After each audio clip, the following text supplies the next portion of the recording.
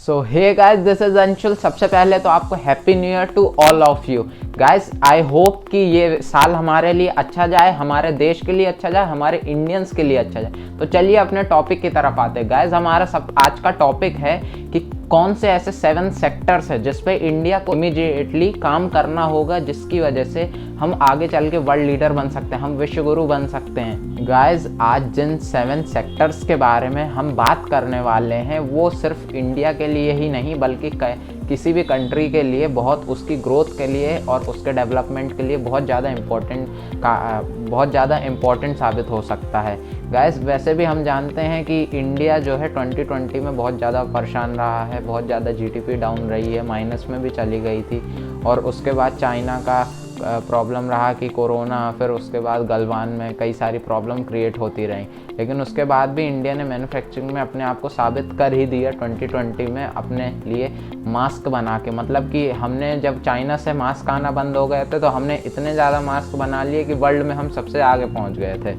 तो सोचिए, हमारे पोटेंशियल तो बहुत ज़्यादा हमारे पास। तो आज इन्हीं 7 सेक्टर्स के बारे में हम बात करेंगे जहाँ पर इंडिया कहाँ काम कर सकता है, जिसकी वजह से इंडिया वर्ल्ड लीडर बन सकता है। तो चलिए शुरू करते हैं।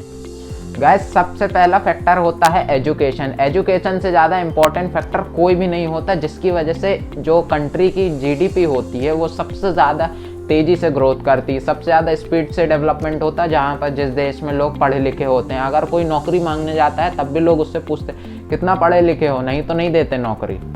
दोस्तों, दूसरा सेक्टर है हेल्थ, जो कि सबसे ज़्यादा इम्पोर्टेंट काम करता है हमारे देश के लिए।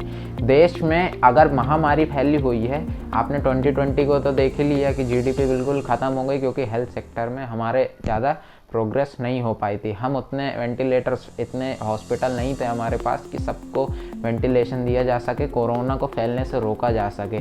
तो हमारा इतना अच्छा नहीं है हेल्थ सेक्टर में हमारा प्रोग्रेस जिस हिसाब से हमें होना चाहिए। अगर हम इतनी बड़ी इकोनॉमी बनने वाले हैं तो हमें उस हिसाब का फैसिलिटी भी रखनी पड़ेगी हेल्थ के लिए। तो हमें हेल्थ को और अच्छा करना होगा। नेक्स्ट इज ट्रांसपोर्टेशन, परिवहन। गाइस, इंडिया ने ट्रांसपोर्टेशन की फील्ड में काफ़ी अच्छा काम किया है। कई सारे इंफ्रास्ट्रक्चर प्रोजेक्ट जो कि ट्रांसपोर्टेशन के लिए बने हुए थे, ऐसे एक्सप्रेस वेज, कई सारे ब्रिजेस बने हुए हैं, रेल कनेक्टिविटी काफ़ी अच्छी हुई है, एयर कनेक्टिविटी काफ़ी अच्छी हुई है। ऐसा नहीं कह सकते इंडिया ने काम नहीं किया है, काफ़ी अच्छा कनेक्शन हो गया है ट्रांसपोर्टेशन की फील्ड में, जो कि डायरेक्टली डिपेंड करता है इंडिया की ग्रोथ के लिए और किसी भी कंट्री की ग्रोथ के लिए। फोर्थ टॉपिक है मैन्युफैक्चरिंग एंड बिजनेस। जिस देश ने मैन्युफैक्चरिंग और बिजनेस के सेक्टर में अच्छी खासी ग्रोथ कर ली तो उसकी जीडीपी पक्का आगे बढ़ती है। गाइस, आपने इंडिया में लॉकडाउन के समय पे सबने देख लिया होगा कि पूरा जीडीपी माइनस में चली गई थी। क्यों? क्योंकि बिजनेस सारे बंद हो गए थे, सारी मैन्युफैक्चरिंग इंडस्ट्रीज़ बंद हो गई थी। तो इसलिए बहुत ज़्यादा इंपॉर्टेंट रोल प्ले करता है मैन्युफैक्चरिंग का सेक्टर और बिजनेस का सेक्टर जो होता है। छोटे छोटे बिजनेसेस को और अपॉर्चुनिटीज़ मिलनी चाहिए गवर्नमेंट की भी तरफ से, और उनको खुद को भी अपना पोटेंशियल मिला के चलना चाहिए ताकि एक अच्छा एनवायरनमेंट क्रिएट किया जा सके।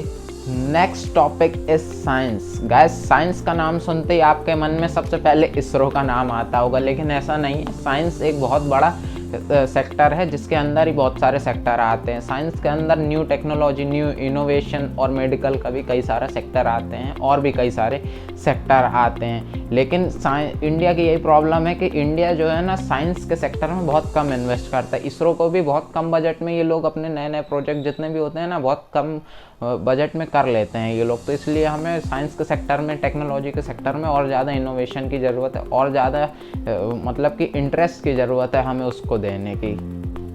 Next and the 6th topic is tourism.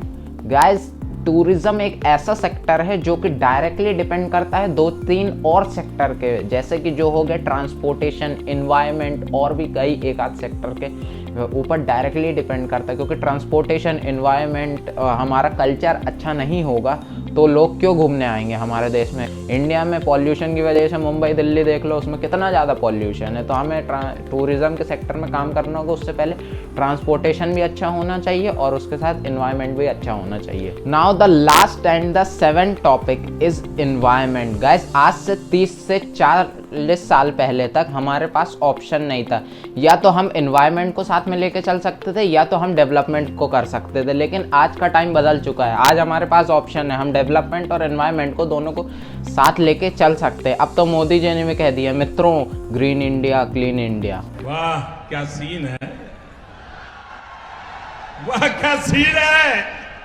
So once again happy new year to all of you guys. Video अच्छी लगी तो लाइक कर देना, शेयर कर देना सब जगह, व्हाट्सएप ग्रुप में, अपने भी जितने भी कांटेक्ट हो उनमें, और चैनल को सब्सक्राइब करना मत भूलना यार। और मुझे इंस्टाग्राम पे जरूर फॉलो कर लेना, डिस्क्रिप्शन में आपको लिंक मिल जाएगी। Thank you very much. जय हिंद, जय भारत।